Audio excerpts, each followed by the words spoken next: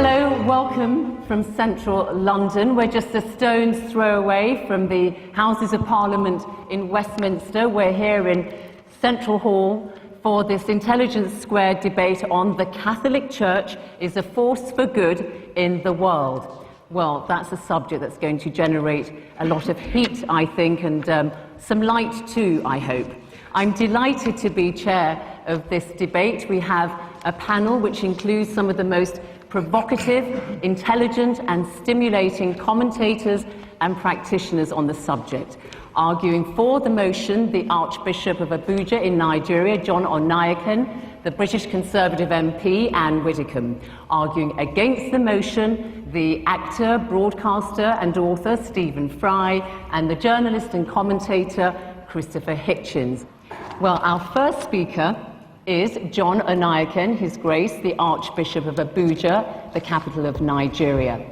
And His Grace is one of Africa's best known, most respected commentators of the Church, the Catholic Church. So please make your way to the podium, speak at the microphone.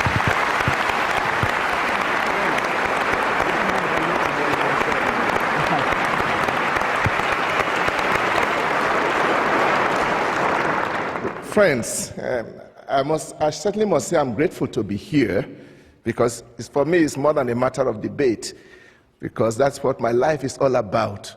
If I didn't believe that the Catholic Church is a force for good, I would not devote my whole life to precisely working in that institution, hoping that I am involved in something that is good for the whole world.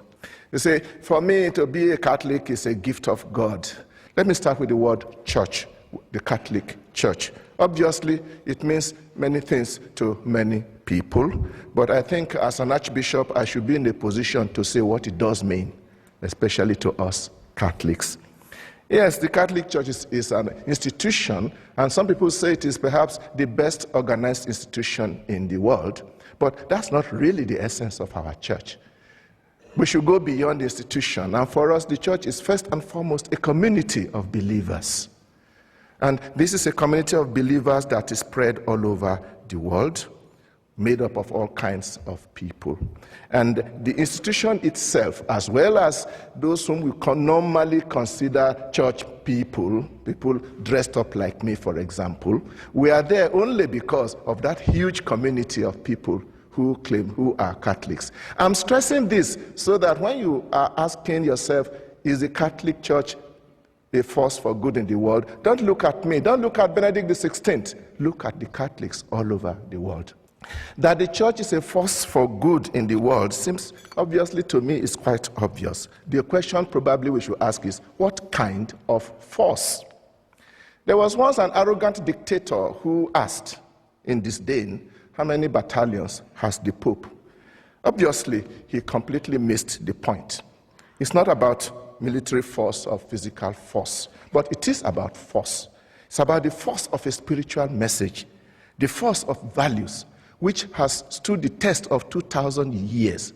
And not only 2,000 years in time, but has spread its message all over the world among different kinds of people, different races.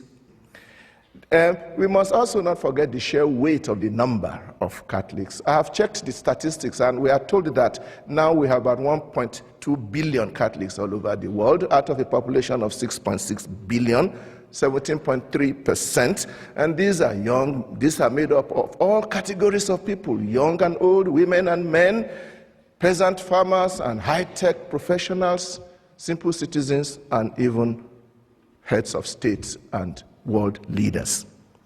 This is the great army that is a great force for good in the world, and whatever they are doing, we consider it as being done largely also as a result of the spirit that guides them. Independent statistics have shown that the Catholic Church is doing far more than its numbers and its population would probably suggest. The action of the Church is most significant in communities that are reduced to poverty and misery by human neglect and sometimes by hostile environments. Talking of statistics, I spoke recently with the Director General of UNAIDS, which is the United Nations Agency for HIV and AIDS. And he said that 26% of the health institutions in the world directly involved with the treatment of HIV and AIDS are run by the Catholic Church.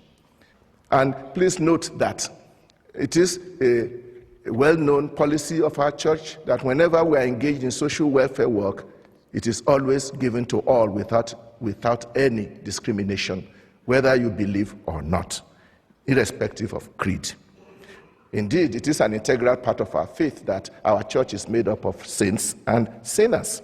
We are all struggling towards that perfection which Jesus asked us all to first follow. Nor am I denying that the Catholic Church has always and everywhere done excellent things, even sometimes in high levels. But this again only proves that we are in this world.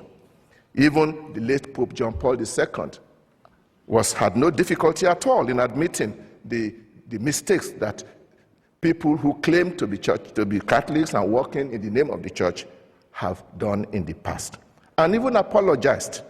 And such gestures of apology is very rare in our world today. Let me conclude by drawing your attention to one particular aspect of my faith which I admire greatly. We are very open to dealing and moving and collaborating with others. And I think this is very important for the world of our days. We are talking of the world of today. We need more and more efforts to link hands across all divides so that we can manage to make our planet a better place.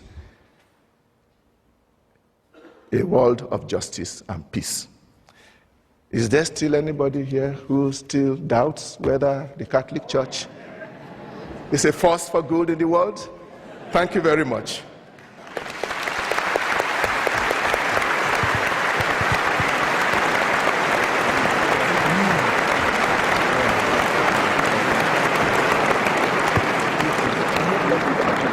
Our next speaker is Christopher Hitchens. He's arguing against the motion.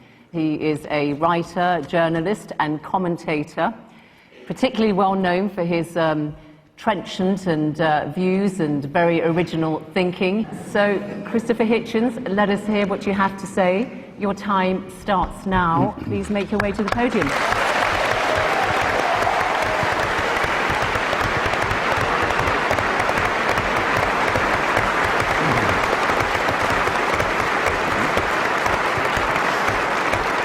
I'm sorry to have to begin by disagreeing with His Grace. If you're going to be a serious grown-up person and appear to defend the Catholic Church in public in front of an educated and literate audience, you simply have to start by making a great number of heartfelt apologies and requests for contrition and forgiveness. Now, you might ask, you're fully entitled to ask, brothers and sisters, who am I to say that? Well, in the Jubilee Millennium Year of 2000, the Vatican spokesman, Bishop Piero Marini, said, explaining a whole sermon of apology given by His Holiness the Pope, given the number of sins we've committed in the course of 20 centuries, reference to them must necessarily be rather summary. Well, I think Bishop Marini had that just about right. I'll have to be summary too. His Holiness on that occasion